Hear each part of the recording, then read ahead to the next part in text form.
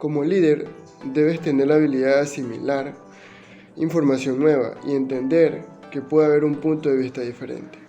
Madeleine Albright. Es para mí un gusto presentarles el grupo 3, aquel que tiene como tema dirigir problemas en la información, unidad 3.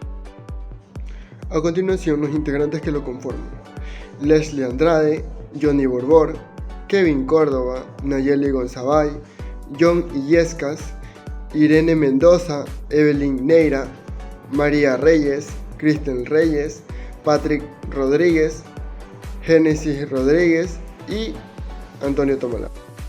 Problemas de la información. ¿Cómo se define? Se define como una necesidad de información que se expresa mediante una pregunta, que tiene las siguientes características. A. Para resolverse es necesario realizar un proceso de búsqueda, análisis y síntesis de información, que esté disponible en fuentes como libros, revistas, páginas web, enciclopedias, etc. Deben plantearse a partir de un contexto o situación real y específica, que despierte la curiosidad de los estudiantes. Los invita al análisis y les exige aplicar y utilizar los conocimientos que van a adquirir durante la investigación. De lo cual, la solución de problemas consiste en la generación de opciones a seguir, hacer cambios alrededor de una situación que genera inconformidad.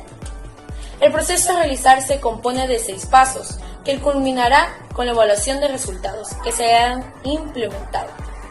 Algunos ejemplos de este modelo son OSLA V6, ciclo de investigación, modelo de proceso para la búsqueda de información, el modelo de Irving, el modelo de Stripley y Pitts y el modelo de Gavilán. ¿Qué es la inteligencia? La inteligencia es la capacidad de pensar, aprender, razonar y de resolver problemas. En este sentido se asemeja a conceptos como el entendimiento e intelecto. En psicología, la inteligencia es la capacidad cognitiva y el conjunto de funciones cognitivas como la memoria, la asociación y la razón. Se puede entender también como la habilidad o destreza para realizar algo. El concepto de inteligencia está directamente relacionado con nuestra capacidad intelectual, así como nuestra habilidad del razonamiento verbal, espacial y numérico.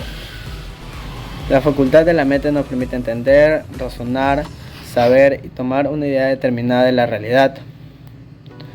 La inteligencia es la capacidad desarrollable y no solo la capacidad de resolver problemas o elaborar productos que sean valiosos para una o varias culturas.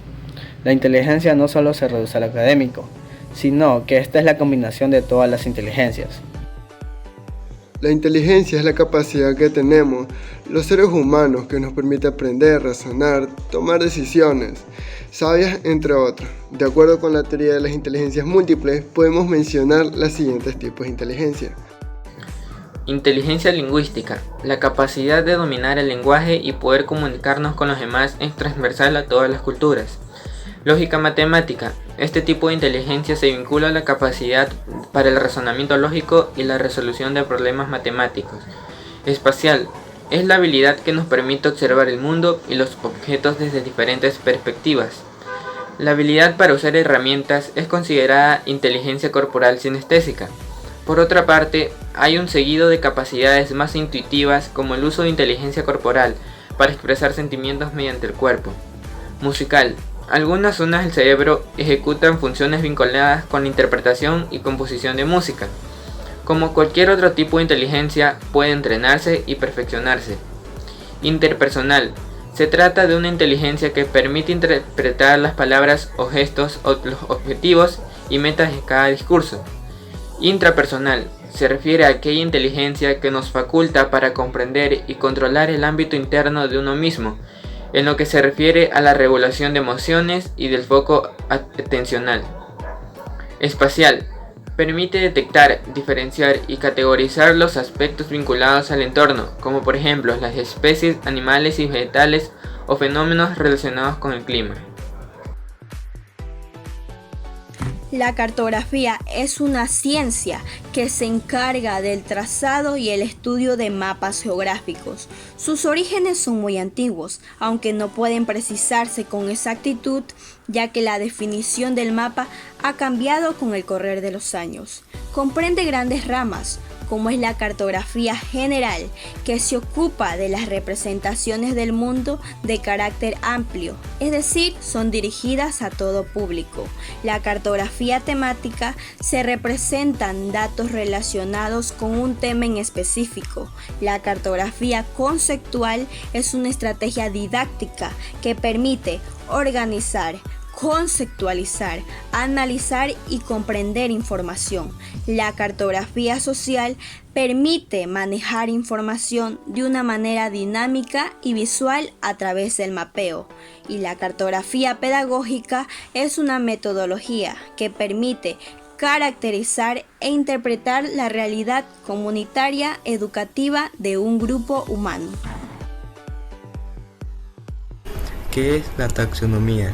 Una taxonomía es una estructura de organización de la información que está formada por un conjunto de categorías y subcategorías, gracias a las cuales podemos unir unidades que comparten algunas características comunes, como por ejemplo tenemos plantear problemas de información. Es una excelente estrategia para iniciar y orientar procesos de investigación en el aula. Indica al estudiante por qué es importante y útil recopilar datos sobre un tema determinado. Le ayudan a identificar los aspectos de este que debe consultar y le permiten delimitar el camino a seguir durante todo el proceso.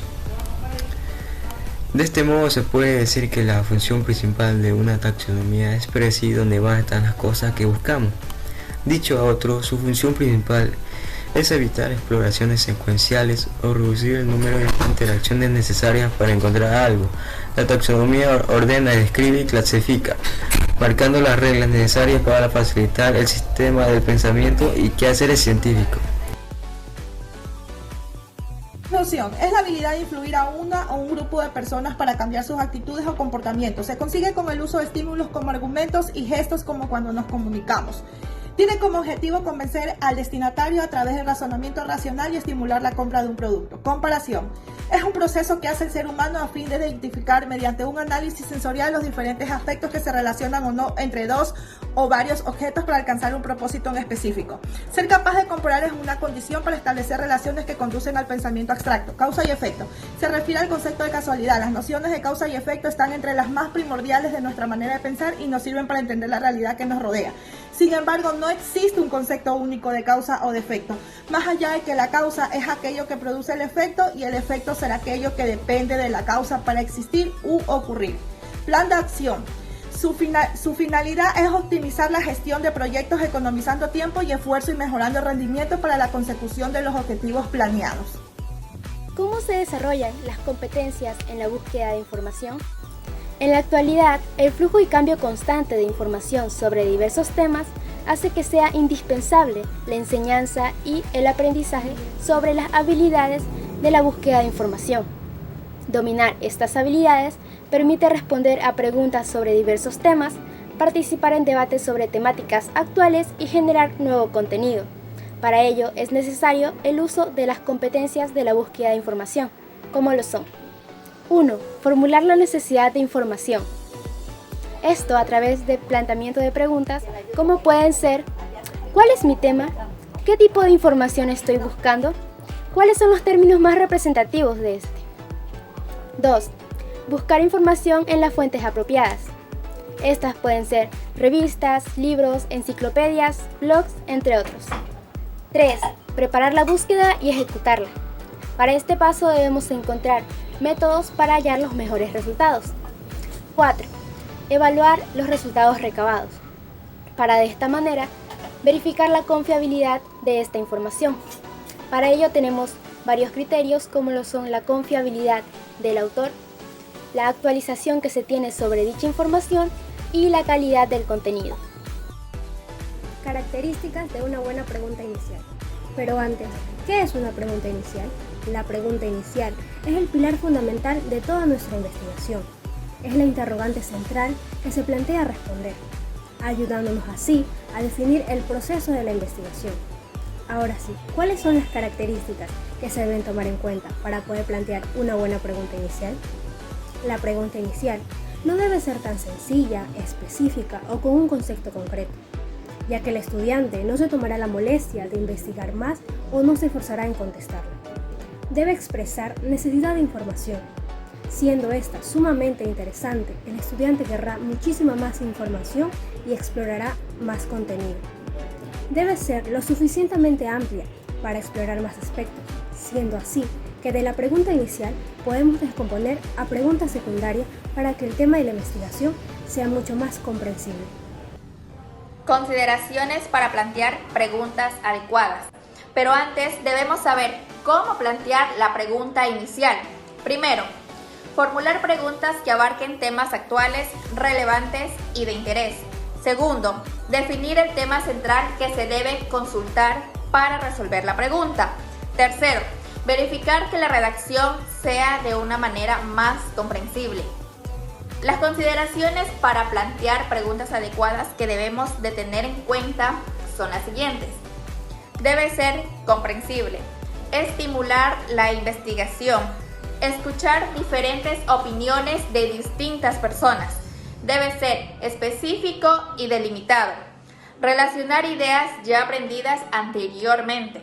Tener presente que la información sea necesaria. Haz que las preguntas sean únicas. ¿Y qué cosa debemos evitar? Hacer preguntas innecesarias, incomodar con las preguntas y no preguntar más de 2 veces. El término interdisciplinariedad fue desarrollado por el sociólogo Lois West bajo la necesidad de obtener conocimientos científicos para comprender y solucionar problemas que nacieron con los cambios generados por la globalización. Este estudio toma como idea inicial las distintas disciplinas, respetando siempre sus conceptos, métodos y lógicas. La interdisciplinariedad es una combinación de enfoques de distintas ciencias sobre un mismo objeto, partiendo de conocimientos seleccionados desde distintas áreas que resultan adecuadas para resolver problemas en un campo científico determinado. En el campo educacional, los problemas de naturaleza interdisciplinar son vistos como una oportunidad para educar a los alumnos desde una perspectiva amplia de la realidad. Podemos presentar a los grandes problemas de la sociedad actual, como lo es los problemas de educación, la delincuencia, los problemas del medio ambiente, como ejemplos, debido a que necesariamente deben ser abordados a través de estudios interdisciplinares que buscan un problema basado en perspectiva desde diferentes campos. Y en los estudiantes profundizar en este tipo de procesos de aprendizaje y enseñanza les permite adquirir una mirada holística desde los fenómenos complejos hasta los de la naturaleza como de la sociedad. Plantear problemas de información. Plantear un problema de investigación puede ser un proceso complicado, incluso para un investigador con bastante experiencia. El proceso para llevar a cabo el planteamiento del problema es el siguiente. 1. Identifica el problema que quieres investigar. 2. Delimita el objeto en el espacio geográfico. 3. Delimita el espacio temporal. 4. Define e investiga del problema. 5. Formulación del problema. El problema de investigación es la base de todo proceso científico, algo que necesita ser explicado. Para establecerlo y diseñar un proceso de información es necesario ser claros, concreto y delimitar el espacio donde se desarrolla. La planeación de la información es capaz de orientar el rumbo de la investigación a partir de los recursos ya disponibles, tales y cuales son el espacio, el tiempo y la forma, promoviendo la curiosidad y llegando a facilitar la creación en el aula de espacios de indagación y mediante esta, discusiones que el docente pudo orientar acertadamente para alcanzar los objetivos de aprendizaje ya propuestos, despejando así dudas en el proceso. Sin embargo, hacerlo no es una tarea sencilla y por esta razón se necesita claridad sobre algunos aspectos y espacios importantes, ya que es un proceso complicado, complejo y engorroso, incluso para un investigador con bastante experiencia. Por ello, se usarán las preguntas iniciales con las cuales arrancó dicho desarrollo del proceso.